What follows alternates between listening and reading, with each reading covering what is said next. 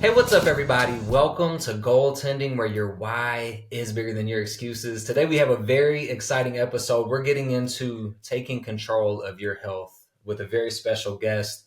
And before I get into introducing him, first, I just want to say thank you for tuning in, allowing us to be a part of your journey. Make sure that you go like, subscribe, comment with your thoughts and questions on this episode to join the conversation, and let's grow together. Now, to get right into it, today we have Matt Hall joining the episode. An incredibly inspiring story of going from being a 2-pack a day smoker, right? You said? Yes. And going from that and deciding to take control of your health, getting into health and fitness, taking over ownership of a Clean Eats franchise, having 2 locations in Louisville, Kentucky. And being a personal fitness trainer as well on top of that. In addition to that, having a life partner, being a father, and balancing those things in your life as well. So, Matt, welcome to the show. Yeah, thanks for having me. Absolutely. I'm excited to get into your story. When we first met, and you just started telling me a little bit about the going from 2 packs a day to deciding to take control of your health. And I was like, this is an extremely inspiring story. And I always love to see that. And we just were like, we should talk on an episode about the journey. So can you talk a little bit about, take us back to that place prior to taking control of your health? Like, where were you at then in life? Yeah, so I'm going to go back just a little bit farther than that. Okay. But I would tell you that I worked 30 years in automotive manufacturing. I worked in sales, purchasing, program management, operations. So that's a little bit about my work history, right? So I was not into health and wellness for 30 years in my career as far as a profession. But December 8th, 2009, I woke up. I had just gotten out of divorce. Was smoking 2 packs a day. I was very unhealthy. I weighed 175 pounds. So I'm 6'2". So that's a very skinny man. And I just woke up and I said, I am tired of living my life like this. Right. Yeah. And so I thought, well, I really need to quit smoking. So if you quit smoking, usually you need to supplement that with something else. And so then I thought, well, I'm just going to start eating, right? Then I was going to be a skinny fat guy. And I said, well, so vanity played a little bit part in it, right? So you have to have drivers in your life. And so I had decided that I really needed to get healthy.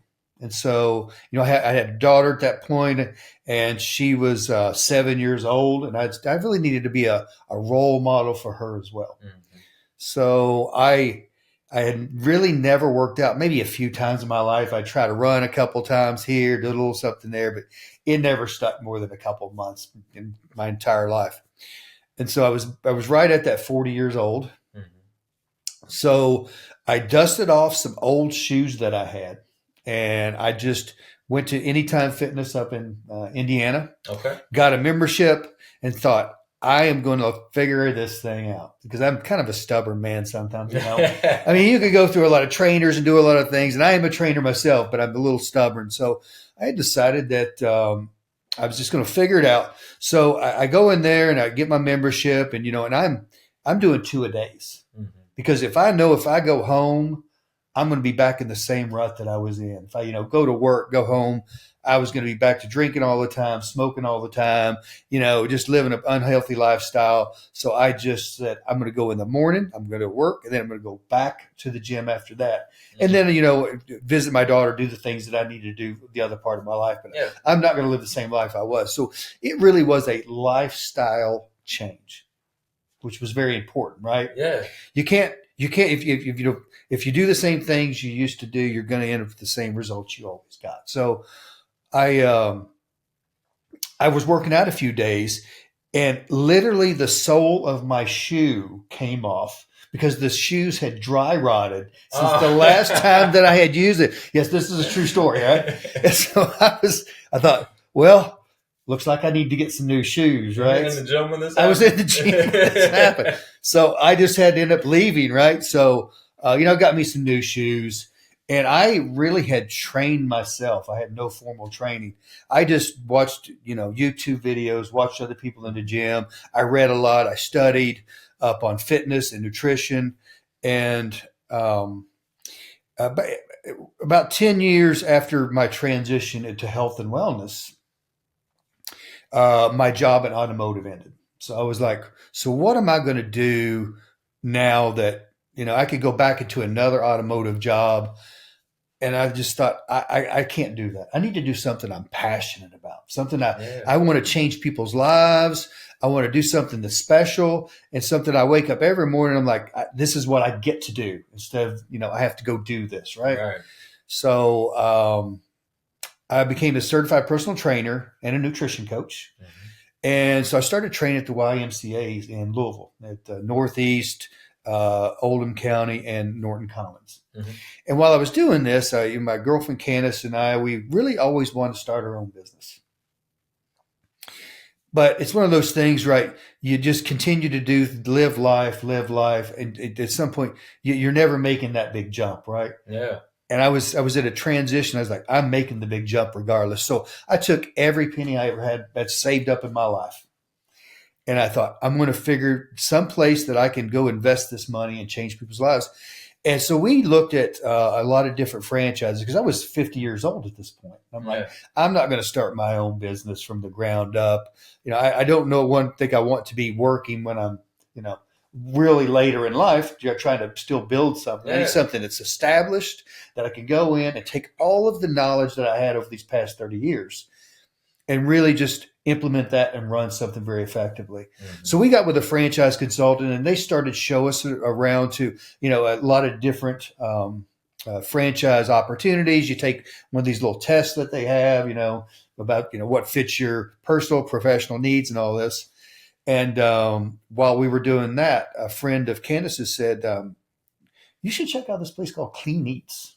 Mm-hmm. She'd went to one in Columbus, Ohio. And she said, I think that'd be something Matt would be really interested in. So we drove down to Nashville, checked it out. And if you look at my experience, right, because I had been in operations, had been in sales, purchasing, program management. I had ran, companies. I was a chief operating officer. And the one thing about it was professionally, that really fit with what I did. Mm-hmm. Running a really lean operation, being effective, running, top quality, good customer experience and hospitality. And personally, it really fit me because I could change people's lives. I could be, I'm around health and wellness my entire day. Yeah. So it's really hard to be unhealthy when you're in a really good, healthy environment. Mm. And so we started shopping around and, looking at this Clean Eats. And we met with the owners, Don and Yvonne Verde.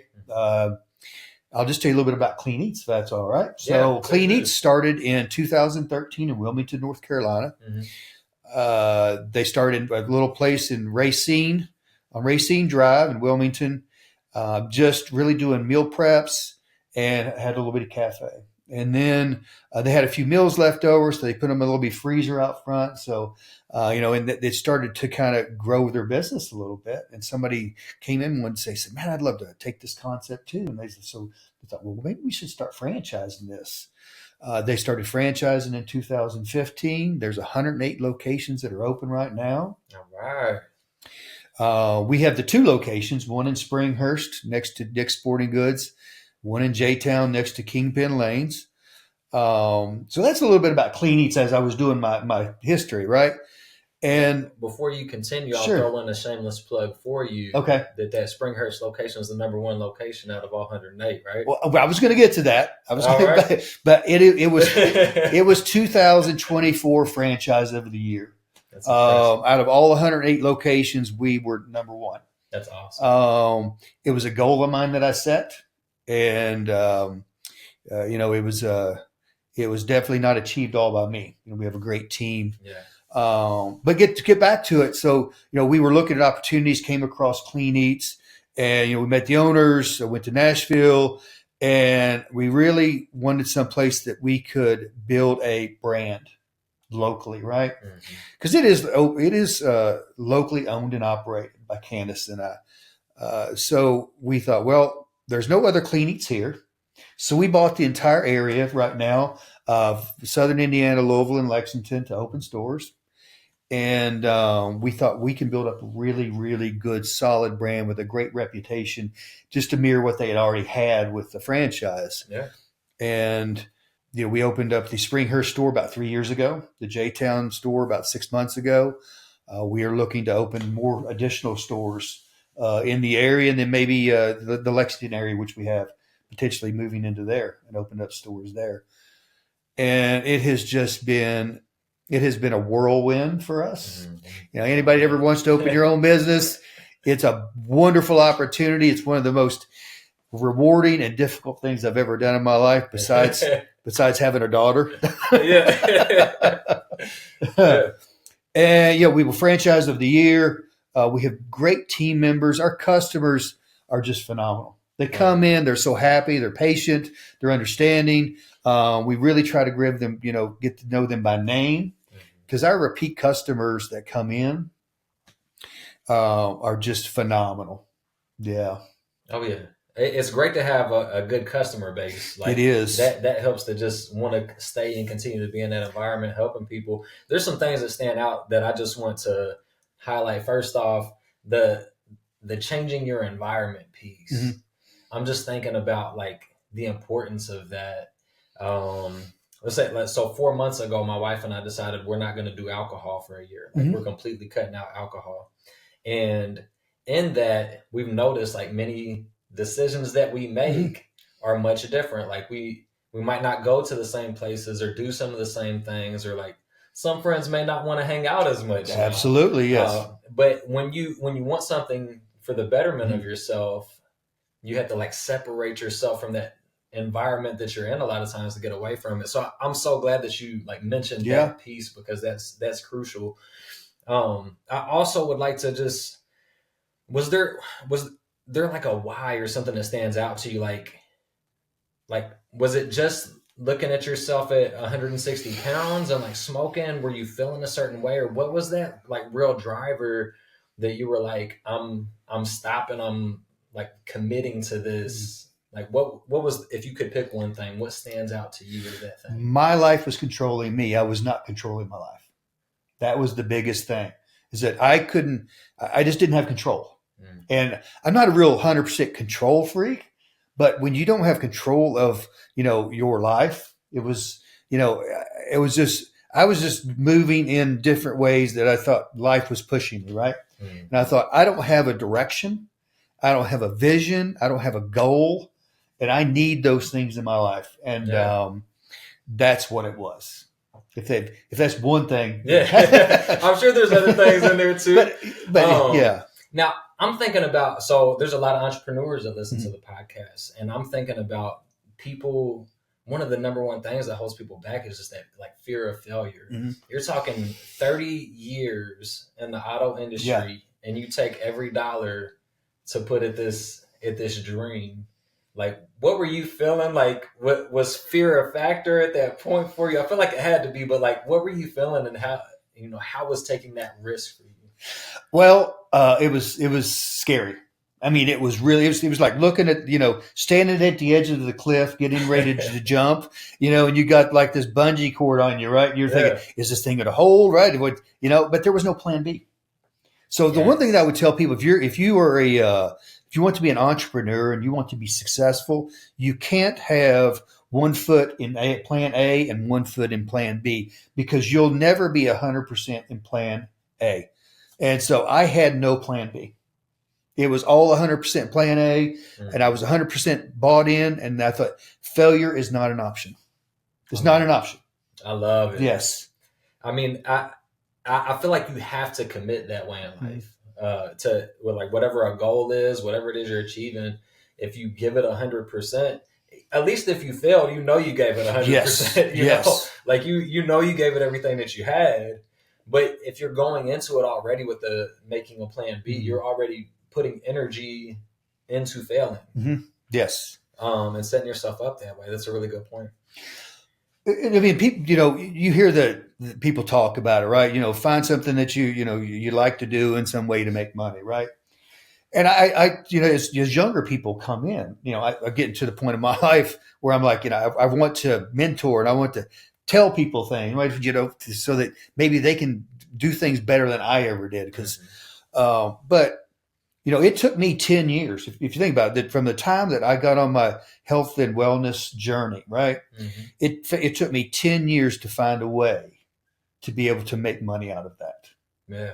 People just, they want instant gratification now. Hey, so I'm passionate about this, and today I need to start making money on it.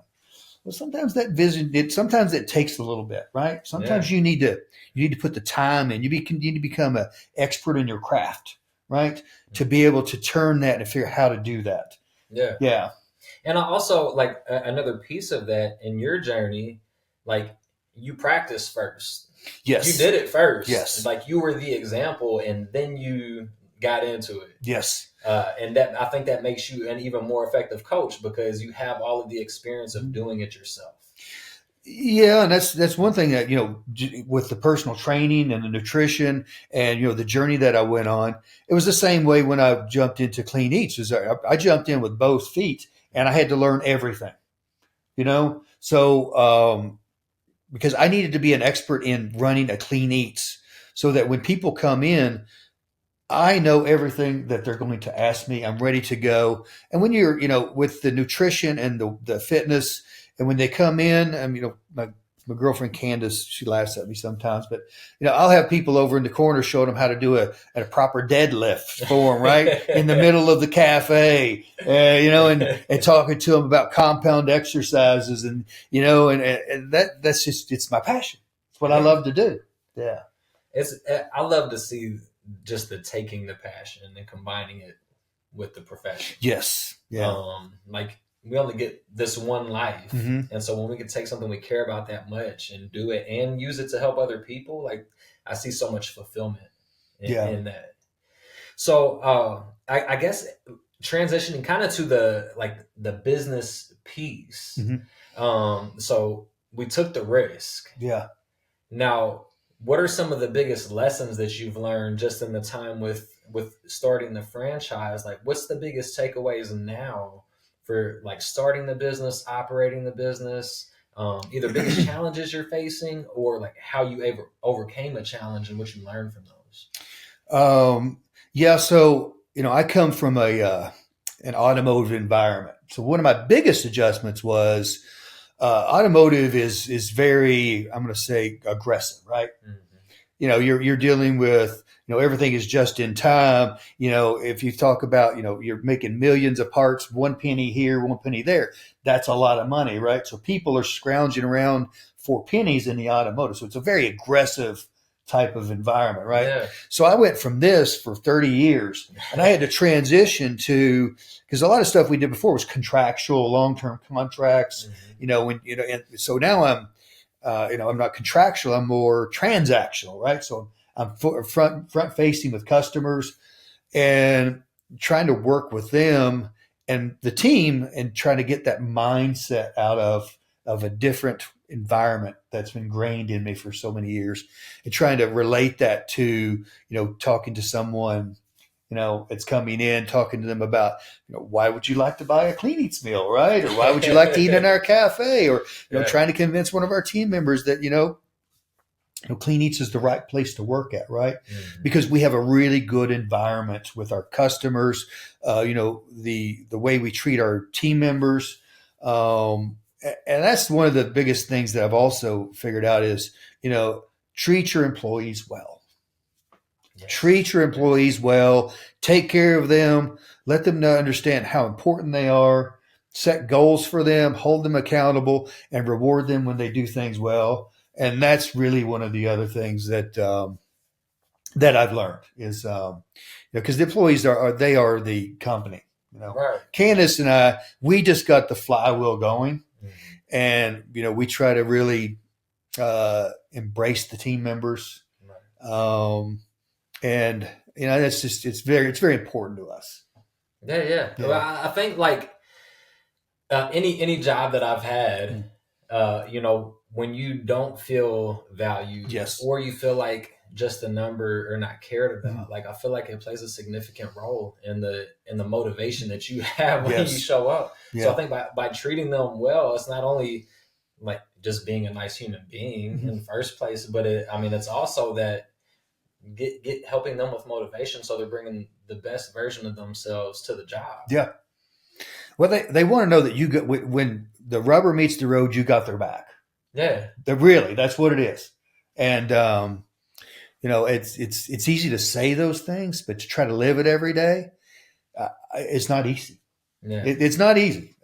It's a challenge, right? Because you're trying to juggle things between customers, vendors, employees, profitability. Because ultimately you have to make money, or you just won't be in business very long. And then nobody has a job, right? So it's all about the greater good of the company, but really just embracing those team members every day.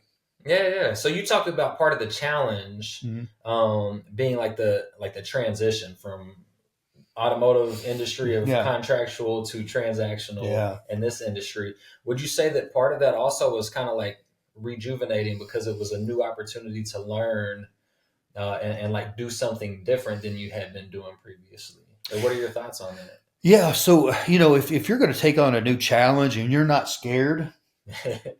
you're not challenge yourself enough, right? Yeah, yeah. You really need to challenge yourself that it's scary. It was very scary to go into this, but it was exciting, Mm. right? I mean, a new endeavor. This was something that I'd run other people's businesses for years, but now I was able to run my own. And you talk about money, but when I worked for somebody else, they determined how much money I was going to make. Hmm. When I own my own business, I determine how much money I'm going to make, and Yeah. that's just if I want to wake up earlier today, right? I want to put the extra hours in. I want to put the time in. I want to stay later. I want to do these things. I want to really try to capitalize on those opportunities. Mm. I was the master of my destiny, right? Yeah. And that's something that I really embraced. Yeah.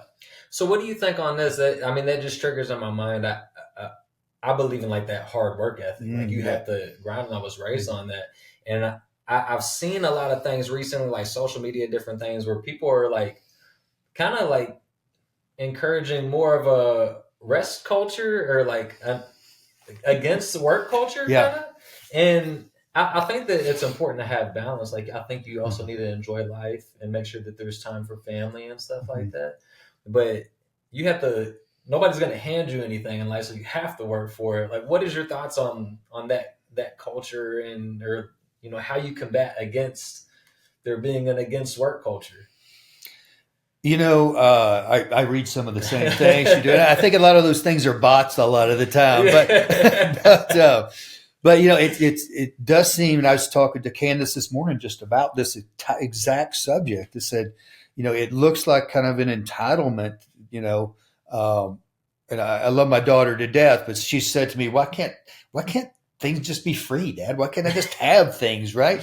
And at 22, I probably thought the same thing, but Yeah. hard if you really are determined, passionate, and uh, want to be successful.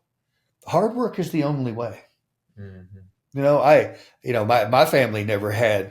I always say, I grew up with nothing, and I still have most of it, right? We were never wealthy. The only way that I was going to be successful was hard work.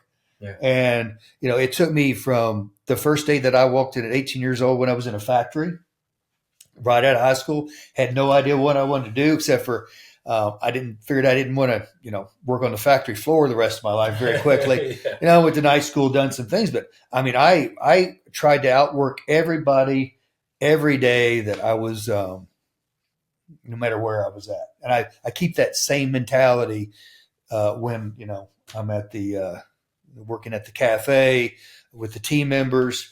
I don't get much hands on now, Mhm. but for the first 2 years, it was pretty much open to close 7 days a week. Yeah. Yeah. And because I had to be there to make sure we were successful until I could get a team built up that could really start to do those things. Right. And now we do have some really great team members, and we have since day one. I still have some of the same team members since the first day that we opened up. They have been Wow. very loyal employees. We're very thankful for every one of them. And but yeah, hard work is really the only way. I mean, you look at some of the most successful people out there, right? The Steve Jobs, and you hear about the Elon Musk sleeping in the floor in the boardrooms, and to be successful, you have to be able to put the work in. Yeah, absolutely. I mean, that's an incredible takeaway. I think it's a good point that, like, we've talked about this inspirational story of 2 packs a day, Yeah. 160 pounds, to taking control of your health, starting the business, like taking that huge risk. And so I think that's a good part to end this part one Sure. of the episode. And so before I do that, I want to give you opportunity if there's anything that you want to promote or give people a way to contact you or get clean eats or anything like that. This is your chance to throw it out in part one. Absolutely. So stop by one of our cafes. We're in Springhurst next to Dick's Sporting Goods. You can follow us on social media, Instagram at Louisville, Kentucky, Clean Eats. We're at in J-Town next to Kingpin Lanes. You can follow us there at Jeffersontown, KY at Clean Eats. For our Instagram, you can follow us on Facebook as well. But we're open 11 to 7 during the week, 11 to 3 on the weekends. I'll just tell you a little bit about what we do. So if you got just a couple of minutes here, but we have weekly meal plans. 6 new meals come out online every week. They're macro balanced, portion sized, prices as low as $6.70 a meal, no subscription. Meals are sold fresh. We have grab and goes, 1,300 meals, over 70 different varieties. Price is $7.19 and up. We have a whole marketplace with protein Buckeyes, energy balls, cauliflower crust pizzas, whole wheat crust pizzas, protein PB&J sandwiches. We have a full cafe. You can dine in, carry out. We have wraps and flatbreads, build your own bowl, protein smoothies, protein iced coffees. We also do catering. So if you ever have any businesses out there or any type of catering needs, we deliver. So we can definitely help you out. So there's my shameless plug for the end of this. Yeah. I will say, from my experience, I have not had a bad thing. Thank you. Everything's incredible, super macro friendly, makes it very easy for tracking macros. So make sure you all tune in to part 2, because that's what we're about to get into, is that fueling your performance, that health piece. So we're going to get into that. Make sure you all tune in. Thank you for tuning into this one. Make sure you go like, subscribe, comment with your thoughts and questions to join the conversation, and let's grow.